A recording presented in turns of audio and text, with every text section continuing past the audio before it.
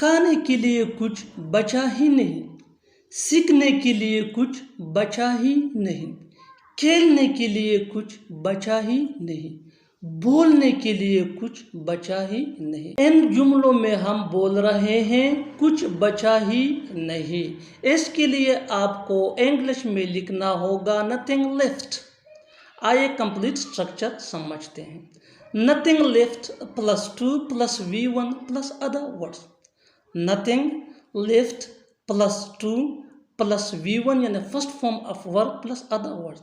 आगे डिटेल से समझाता हूँ मिसालों से।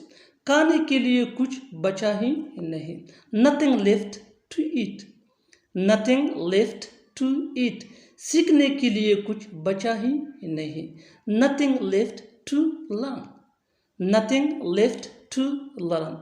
खेलने के लिए कुछ बचा ही नहीं, nothing left to play, nothing left to play.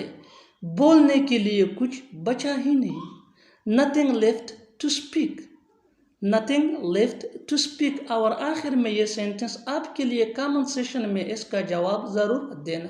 सोचने के लिए कुछ बचा ही नहीं, सोचने के लिए कुछ बचा ही नहीं। Subscribe English PS for more advance English sentence structure. Thanks madam.